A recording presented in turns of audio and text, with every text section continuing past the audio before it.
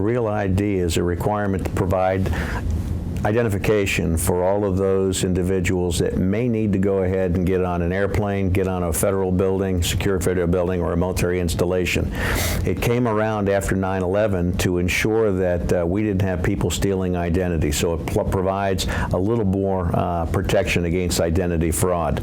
The requirement for it came out in 2005, and South Carolina determined it wasn't going to participate. When they finally made the decision to go ahead and implement the strategy, it gave the DMV about 2.5 years to go through what is now should have been a 15-year process. We've got until the 1st of October to go ahead and ensure as many people that want the Real ID have the Real ID. You will not be able to get onto a military installation, a federal secure building, or a military installation without a Real ID. So it's critically important that if you're going to visit one of those three, that you have a Real ID. Does everybody have to have a Real ID? The answer is no. If you're not going to visit any one of those three, you do not need it. You do not need it to vote, which is a common misnomer. You do not need it to obtain federal benefits. You just need it for those three items, and if it's not you, then that's fine.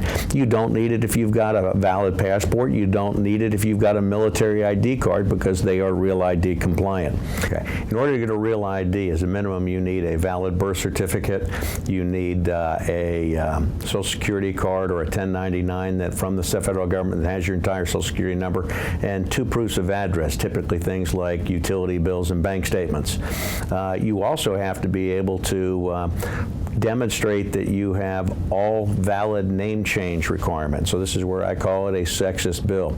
Many women required to go ahead and have a birth certificate, a marriage certificate, a divorce decree, a marriage certificate. They want their maiden name back, potentially a $300 court order.